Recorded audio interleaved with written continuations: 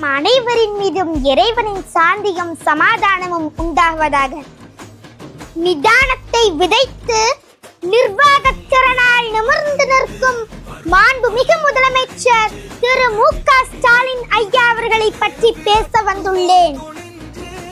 உலங்கவர் ஓவியமே, உற்சாக காவியமே, ஓடை நறுமணமே, ஒளிரும் முழுநிலவே, அன்பே அமுதே அழகே உயிரே இன்பமே இனிய தென்றலே, கனியே பனியே பலரச சுவையே மரகத மணியே மாணிக்க சுடரே மன்மத விளக்கே என்றெல்லாம் தமிழை அழைத்துதான் ஆரம்பம் செய்வார்.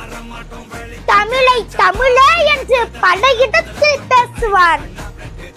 உழைப்பு உழைப்பு உழைப்பு, இதுதான் முதல்வரின் தாரக மந்திரம். அதிகாலை 5 மணிக்கே எழுந்து உடற்பயிற்சி செய்வது முதல் இரவு வரை மக்கள் பணியில் ஈடுபடுவது வரை அவரது சுறுசுறுப்பு எங்களை போன்ற மாணவர்களுக்கு ஒரு சிறந்த பாடம். எங்களை போன்ற மாணவர்களுக்காக அவர் கொண்டு வந்த காலை உணவு திட்டம் உலகமே வியந்து பார்க்கும் அளவிற்கான உன்னதமான திட்டம். பசியில்லாமல் நாங்கள் படிக்க வேண்டும் என்று அவர் காட்டிய அக்கறை ஒரு அப்பாவின் அன்பை போன்றது. கலைஞர் மகளிர் உரிமை திட்டம், புதுமை பெண் திட்டம், விடியல் பயண திட்டம், தாய் மாணவர் திட்டம், மக்களை தேடி மருத்துவம், இன்னும் பல திட்டங்களை செயல்படுத்தியவர்.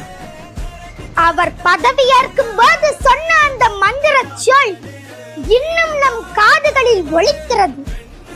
தான் முதலமைச்சர் என்பதை விட மக்களில் ஒருவர் என்று சொன்னதை செயல்படுத்தியவர். நிதானமான நடை, நேர்மையான பார்வை, முரசொலிக்கும் சொல்லாற்றல் முத்தமிழரின் வளர்ப்பே. அரியணையில் அமர்ந்தாலும் அடியாரின் குரல் கேட்பவர். ஆட்சியில் உயர்ந்தாலும் அடக்கம் மறவாதவர்.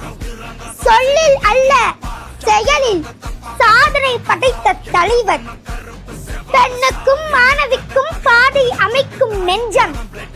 ஏழையின் கண்ணீரை துடைக்கும் அன்பின் அரசியல் முத்தம்.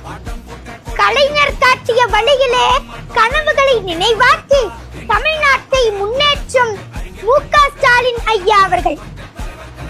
விதைகள் எல்லாம் விருட்சமாகும் என்பதில்லை, விதைப்பது எதுவோ விருட்சங்களாக மாறுகிறது.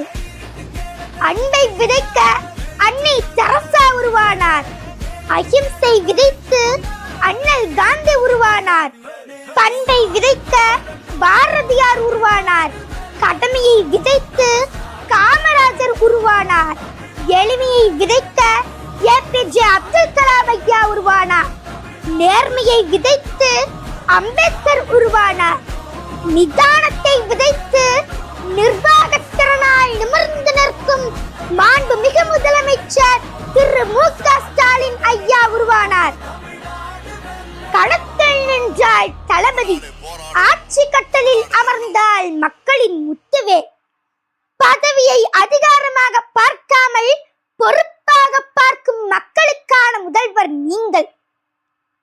தமிழ்நாடு தலைகுனியாது, அடக்குமுறைக்கு அடிபணியாது, அறவழியில் நின்று நீதியை வென்று உலகமே வியக்கும் அன்பு. திராவிட மாடல் ஆட்சியின் நாயகனே, காலம் போற்றும் தமிழ்நாட்டின் காவல் அரணே, வாழ்க உங்களது மக்கள் பணி. என் உரைக்கு வாய்ப்பு வழங்கிய உங்கள் அனைவருக்கும் என் மனமார்ந்த நன்றிகளை தெரிவித்துக் கொள்கிறேன். நன்றி.